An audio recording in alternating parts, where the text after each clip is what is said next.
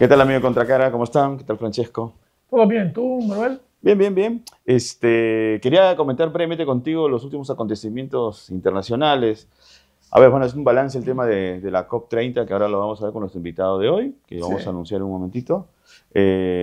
Interesante, digamos, en el sentido de que los dos países más importantes en cuanto a su producción, emisión de carbono no van. no quieren de ninguna manera ser atados, ¿no?, Mm, con acuerdos. así es. Bueno, O sus máximas autoridades no se interesan, ¿no? Porque China estaba, pero tenía un perfil bajo. bajo. ¿Sí? Sí. Y bueno, ya sabemos qué piensa Donald Trump acerca de las COP. Bueno, esencialmente intentan evitar, no, decisiones que pueden ser vinculantes. De eso hablaremos. Sí, vamos a hablar ahora. También tenemos el tema de Trump, ¿no? Mandani, ¿no? ¿Has visto la reunión que han tenido ahí en la oficina Sí, Oval?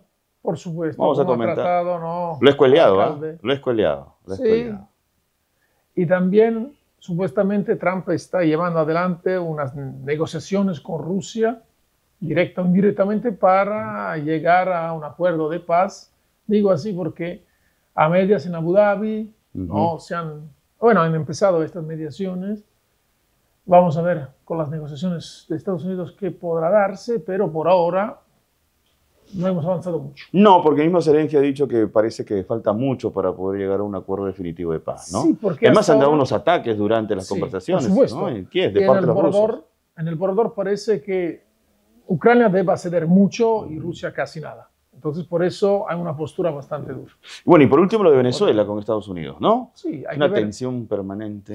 que va escalando. Vamos a ver ¿Qué pasa? qué podrá pasar, efectivamente. Bien. Bueno, vamos a presentar a nuestro invitado del día de hoy. Estamos con Ramiro Escobar, internacionalista y docente de esta casa de estudios de la UPC. Ramiro, ¿cómo estás? Bienvenido a Contracara. Gracias, Manuel. Gracias, Francesco, por la invitación. Estoy acá en casa para conversar de lo que ustedes gusten. ¿Lo de la COP te preocupa? ¿Lo de la COP30? A partir del comportamiento tan reacio de Estados Unidos. Y claro, más sutil lo de China, pero que en términos prácticos no le interesa. Creo que la COP30 era una cumbre crucial. En realidad, todas las COPs, que significa COP, conferencia, las partes de la Convención Marco de las Naciones Unidas sobre el Cambio Climático. Pero este era crucial porque uno de los grandes temas era la transición energética y el abandono paulativo del combustible fósil.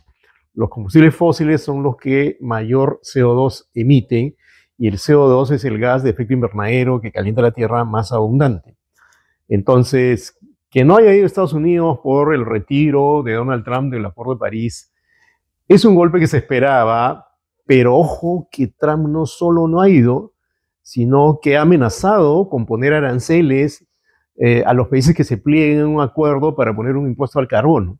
Es decir, el negacionismo de Trump ya no se conforma con no asistir, ¿no?, sino con incluso amenazar a los países que se involucren más en la lucha contra el cambio climático. Estamos hablando ya de palabras mayores. Y en el caso de China, sí ha ido, no con su máxima representación, pero hay que tener en cuenta algo, ¿no? China ya es una potencia no emergente, es una potencia de peso, está caminando hacia una New Cold War, ¿no?, junto con Estados Unidos, Rusia probablemente, ¿no? Y como las potencias suelen hacer, tienen juego propio, pretenden tener juego propio.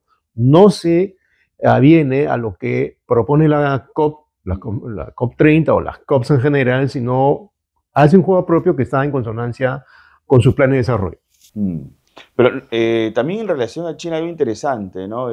Tú has hablado que ya no es una potencia emergente, definitivamente ya no lo es, hace rato que ya no lo es. Quizás sea la potencia número 1 a nivel tecnológico, en ese momento. Camino a hacerlo porque todavía Silicon Valley no ha sido destronado por Shenzhen, que es, digamos, el especie de Silicon Valley chino, ¿no? No ha pasado eso, pero se camina hacia eso. Es más, para agregar algo, ya algunos analistas hablan de que en el mundo académico chino ya está superando al estadounidense, Stanford, Harvard. Están en eso y curiosamente es el efecto también de que el Estado chino tiene como política mandar a gente de China, de la propia China, a estudiar en Estados Unidos y luego volver. Entonces están formando una clase profesional muy fuerte, muy consolidada, que pretende asumir liderazgos en el plano digital, probablemente en el plano financiero. En el plano bélico sí, Estados Unidos todavía está muy adelante de China y los otros países, pero China también está avanzando en ese terreno.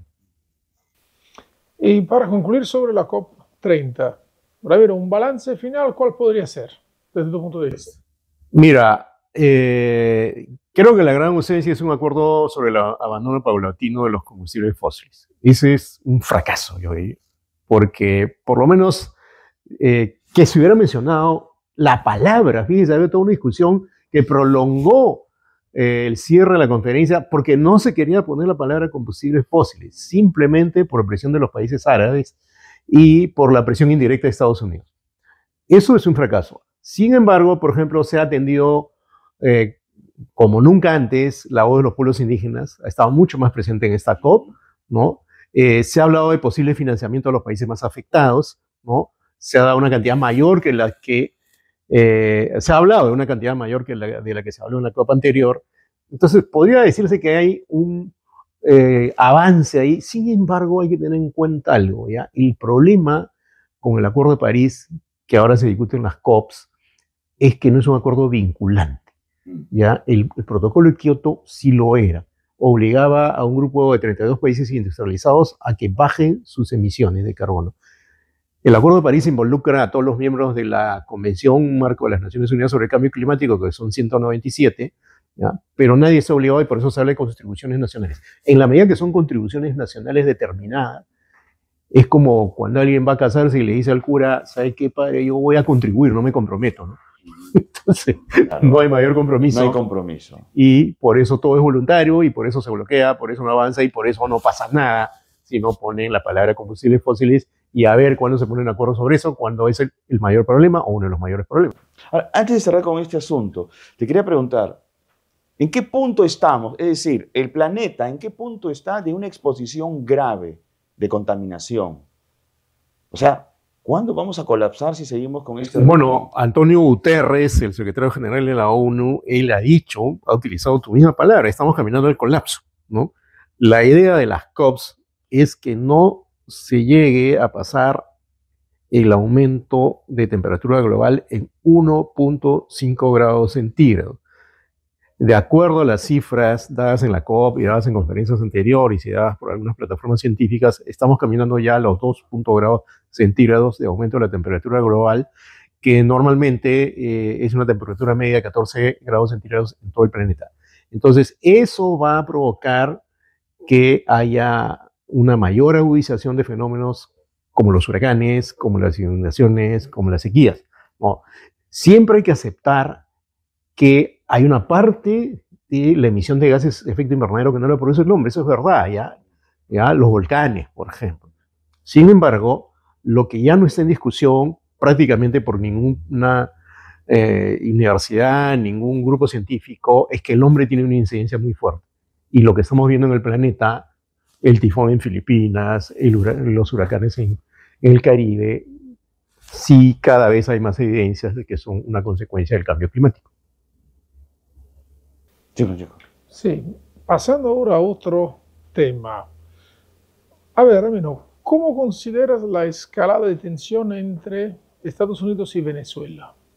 ¿Qué puede ocurrir? Es cierto que este discurso de Trump, ¿no?, sobre la contención del narcotráfico pueda tener también otra finalidad, considerando que ahorita, por ejemplo, el cartel de los soles, supuestamente está liderado por Maduro, ha sido declarado como un grupo terrorista, ¿no?, foráneo. Entonces, ¿cuál es tu análisis sobre esto?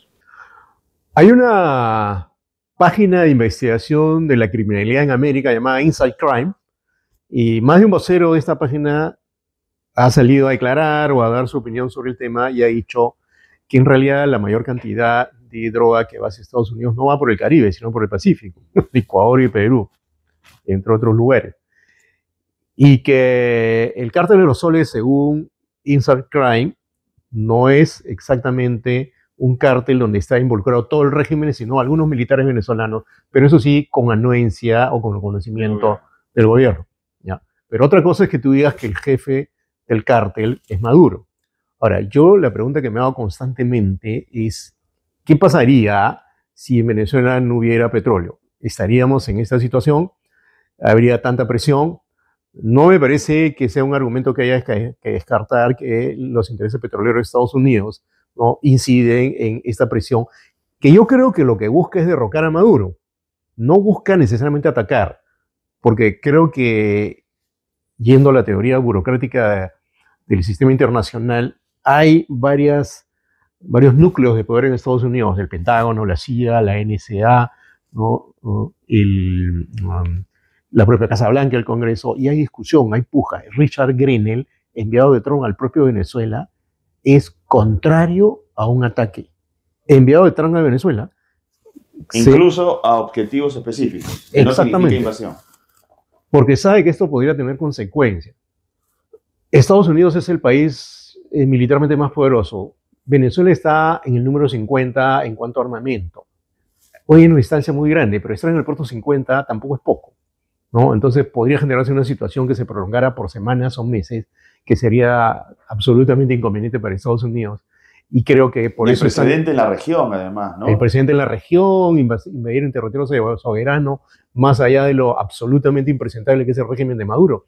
Entonces creo que están midiendo eso y por eso se está jugando a la amenaza, a los $50 millones por la recompensa, para ver si se provoca un quiebre adentro y alguien se anima a romper el núcleo de poder Maduro, que es cívico-militar, para ver si accede a esos $50 millones y se provoca la transición en Venezuela. Tan fuerte es la presión que hay más de una versión que sostiene que el propio Maduro ha pedido negociar. Y Trump ayer ha dicho, que podría conversar con él. Entonces, probablemente estamos en esa atmósfera de incertidumbre, pero se está evitando el ataque porque se sabe las consecuencias que podría tener. Ahora, ¿qué impide o qué ha impedido a lo largo de estos últimos años? A ver, digamos en 2016. En 2016 también hubo una crisis fuerte en Venezuela que parecía que podía haber un desplazamiento de este régimen, pero no ocurrió.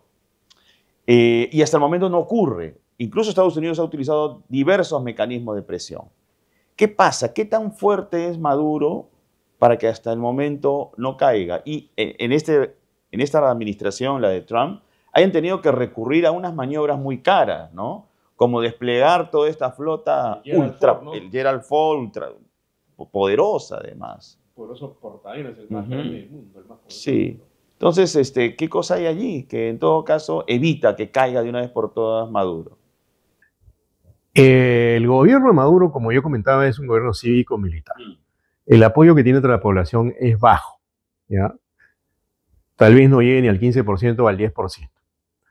Pero creo que el hecho de que sea un núcleo cívico-militar hace que sea muy difícil quebrar eso, porque además tiene un gran aparato policíaco. Entonces, ¿cómo se sostiene en el tiempo? Yo creo que en base a ese aparato policíaco, a ese poder cívico-militar, ¿no? Y al final al apoyo tácito, teledirigido, pero al final real, de algunos países poderosos como Rusia y China, que finalmente sostienen económicamente al régimen. Entonces, y hay que aceptar que Maduro finalmente no parece tan tonto, porque haber sobrevivido tantos años con ese nivel de presión revela que alguna habilidad tiene para sortear los obstáculos. Sin embargo... Él y su entorno. Sí, él y su entorno. Sin embargo, yo sí creo que están golpeados.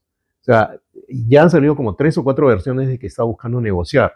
Una es viene de Atlantic, un medio norteamericano que yo considero serio, ¿no? Otra salió en New York Times. Entonces, parece que sí hay señales de agotamiento del régimen de Maduro y buscar una salida que le permita irse sin pagar las cuentas de lo que pasó, ¿no? Ahora, la pregunta es, si se queda el régimen, luego que viene, nuevas elecciones, asume Edmundo González, ¿qué? Ahora, él no puede vivir en Venezuela si es que hay un tránsito democrático. Es impensable. No, se va a ir, eso lo... Ahora, la gran pregunta, ¿a dónde se va a ir? ¿A Cuba? Podría irse a Cuba, alguna versión sostiene que se iría a Turquía, ¿no? Es un país que, como fuera, lo estaba apoyando, ¿no? Entonces, no tiene un destino allí, ¿no? Pero creo que Trump quiere pasar a la historia como el que hizo lo que no pudieron hacer Joe Biden y Obama, ¿no? Y él mismo en su primera presidencia, acabar con el régimen de Maduro.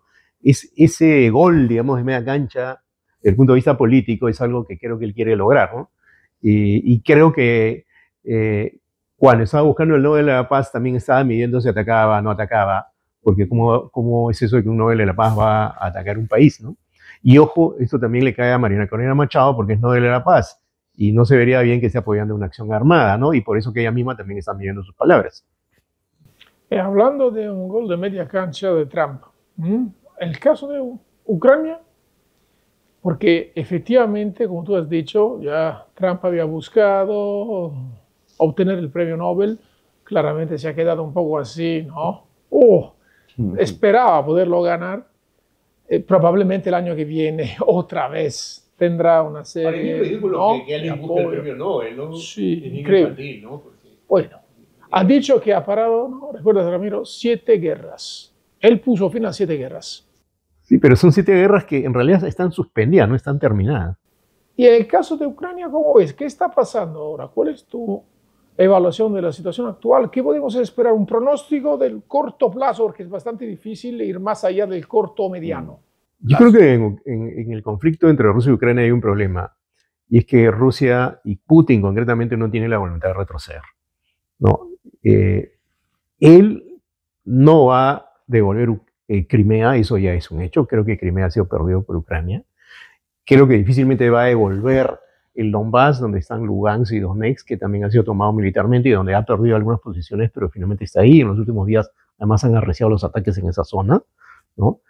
Y hay que entender que Putin ha sido un agente de la KGB, es intransigente. Toda su presidencia, todo su periodo en el cual ejerció el poder, siempre ha sido intransigente y no ha retrocedido, incluso a costa de acabar con hechos de violencia muy serios como la toma de un teatro en Moscú y una escuela en Beslan, ¿no? Prefiere atacar y que muera gente y que mueran... El tema de los chechenos, por ejemplo, ¿no? O en Chechenia. Y entonces, la invasión a Georgia. Yo no me lo imagino él retrocediendo. Y su último mensaje sobre el acuerdo de paz propuesto, hay una contrapropuesta de la Unión Europea, ha sido rechazarlo. ¿Y qué dice el acuerdo propuesto por Trump? Le da prácticamente las mayores ventajas, ¿no? Que te quedes con lo que has ganado. Y por eso que Zelensky está en camisa de 11 varas, porque dice, oye, no lo dice así, pero ningún presidente quiere pasar a la historia como el que entregó territorio. Entonces me da la impresión que por cansancio esta partida la va a ganar Putin y va a ser muy triste para Ucrania aceptar que va a perder una parte del territorio. Lo de Crimea lo tenía perdido, pero el Donbass todavía había posibilidades de negociar algún nivel de autonomía, pero creo que es bastante difícil estando Putin ahí, ¿no? Ahora, Ucrania, claro, es el principal país que va a salir perjudicado de esto, pero también tenemos una mirada en relación a Europa. ¿Qué hay con Europa si es que se concretiza esta derrota para Ucrania? Es muy complicado. Sobre todo ahora que Trump no apoya a la OTAN. Mira, Manuel, en términos sociológicos, Europa ha perdido lo que se llama agencia, capacidad de actuar, ¿no? Y esto no es casual, porque lo que ha pasado en Europa es que la cohesión entre los 27 no es la misma de antes, debido a que hay gobiernos de extrema derecha y gobiernos pro-Trump, como el de Víctor Orbán en Hungría. Entonces, la Europa donde había un mayor consenso político y social, con los problemas que había, no es la misma de hoy, por eso es muy difícil que logre tener posiciones más claras frente a la Franja de Gaza, frente a lo de Ucrania, ¿no? Y creo que Trump es demasiado amenazante y ha hecho no solo amenazas, sino ha tomado decisiones explícitas arancelarias que han puesto en alguna medida contra la pared de Europa y le impiden tener el peso político que tenía antes. Entonces, quien tiene la sartén por el mango es Trump, y Trump de alguna manera tampoco quiere tener una mala relación con Putin, a pesar de que en Alaska, en la reunión que tuvieron a mitad de año, no se pusieron de acuerdo en nada. Lo que quedó en evidencia, es que él tampoco quiere tener, por más que por momentos expresa alguna rabieta con Putin, no quiere tener una mala relación con él, porque creo que en su cabeza está esto que hablábamos hace un rato, una suerte de New Cold War, donde te reparte zona de influencia. Los rusos pueden dominar acá, ¿no? Los norteamericanos acá, los chinos acá, más a nivel económico los chinos. Entonces, romper ese esquema, ¿no? Creo que le costaría a él. Y creo que sus ideólogos, sus asesores están pensando en qué implicancia tendría para él no aceptar que Putin finalmente se quede con esa parte de Ucrania. Y creo que los los europeos se están quedando con muy poco margen de juego para eso, ¿no? Y no pueden participar en la guerra directamente porque Ucrania no es parte de la OTAN, ¿no? Sin embargo, creo que van a insistir, sobre todo Francia. Creo que Francia es renuente a retroceder en esto, y no solo Francia. Bueno, Macron, ¿no? Sí, Macron. Macron. Sí, porque ha tomado un liderazgo Ujú. en este asunto el presidente francés. Pero es su segundo mandato, Sí, el último. se va a acabar. Y después de él, El diluvio. vislumbras Después del diluvio. su liderazgo. Bueno, hay una encuesta de hoy, según la cual, si hubieran elecciones en Francia, en este momento ganaría Joan Bardella, el líder de la extrema derecha, el compañero de partido de Marine Le Pen, ¿no? Podría ocurrir eso en Francia. Si ocurriera eso en Francia, creo que la balanza se inclinaría más todavía a la derecha. Tenemos a Giorgia Meloni en Italia, ¿no? Que no es precisamente una persona que quiera pelearse con Putin, ¿no? Ni con Trump. Entonces, no es lo mismo la Unión Europea de hoy que la Unión Europea de hace unos años, ¿no? Es preocupante realmente, porque la Unión Europea finalmente era un contrapeso de alguna manera a los poderes hegemónicos de Estados Unidos, o incluso tenía un nivel de colaboración más o menos fluido. Pero ahora eso está en crisis. Bueno, entonces, para concluir, el panorama no es muy alentador. No, yo creo que no. Yo creo que, a ver, creo que en materia de política internacional no se puede hacer previsiones tipo bola de cristal, pero mi sensación es que el conflicto en Ucrania no va a terminar rápidamente. Y si termina, siempre va a terminar con un mayor costo. Esa es la tendencia. Sí. Y creo que el que va a perder más es Zelensky. Y hay que recoger algo que dijo Trump al primero o segundo día de su mandato. Vamos a imponer la paz por la fuerza. Nada de todo por amor, nada por la fuerza. No, la paz por la fuerza. Una suerte de pax romana contemporánea. ¿Ok? Nosotros imponemos la paz, y si es por la fuerza, sabes que el que siempre gana es el más fuerte. En este caso, Rusia. Pero eso abriría también un gran peligro a futuro, porque una paz negociada de esta manera es una paz que va a tener una duración que no puede ser considerada como duratura, pues. Claro, y eso explica por qué la Unión Europea está invirtiendo 700.000 millones de euros en defensa. Y eso es preocupante. Esas son cosas que no se veían en el mundo y en la Unión Europea hace tiempo. Bueno, Alemania empezó con esa carrera armamentística, ¿no? Para armarse, sí. Claro, y Alemania, acordémonos que era un país que prefería ser más distante de este tipo de iniciativas, y ahora tenemos hasta Japón en problemas con China. Se dan cuenta, el mundo está turbulento, y yo a veces siento que pareciera que nos hemos olvidado de la Segunda Guerra Mundial, ¿no? Como que no dejó huella, no nos ha hecho pensar suficientemente en las ventajas de convivir en paz, ¿no? Y todo está muy movido. Trump dice que ha terminado con 7 guerras, pero son 7 guerras que se han suspendido, y entre países que no tienen mucho peso político, ¿no? El Congo y Ruanda, en fin, ¿no? Eso no va a cambiar el equilibrio en el planeta. Los grandes conflictos ahora están en Oriente Medio, están entre Rusia y Ucrania, ¿no? Y ahora entre China y Japón. Ojo, eso es una crisis que puede crecer, ¿no? Claro, también China con Taiwán, la declaración. A propósito de Taiwán, ¿no? Nunca van a soltar a Taiwán los chinos. Bueno, Sí, supuestamente para el 2049 ya debería estar Taiwán integrado nuevamente. Y por una razón que es fundamental: Taiwán es una potencia digital. Y si China quiere fortalecerse en términos digitales para competir con Estados Unidos o pasarlo, tiene que contar con Taiwán, territorio que considera una provincia rebelde. El tema de los chips, ¿no? El silicio. Exactamente, ¿no? Exactamente. Entonces, todo está como muy penosamente agitado en el mundo. Creo que yo diría que la irrupción de la extrema derecha ha cambiado esta configuración, ¿no? En Estados Unidos, en Europa, en la propia América Latina, porque es una fuerza que era antes marginal y ahora no es tan marginal. Ahora tiene una expresión política de peso en varios sitios, ¿no? Bien, Ramiro, te agradecemos mucho que hayas estado acá con nosotros en Muchas Contracara. gracias. Y esperamos tenerte pronto, pues bueno, el próximo año, porque ya ya está. ¿Este es el último programa? No, faltan 2 más, pero ya nos queda cortito el tiempo. Pero por supuesto, encantadísimo venir acá de nuevo, porque ha sido una conversación muy interesante que permite ventilar algunos temas que a veces pasan un poco rápido en los grandes medios. Muchas gracias, Ramiro. Gracias. Bueno, Francesco, entonces, con nosotros será hasta la próxima semana. Perfecto. Listo, un abrazo. Hasta pronto.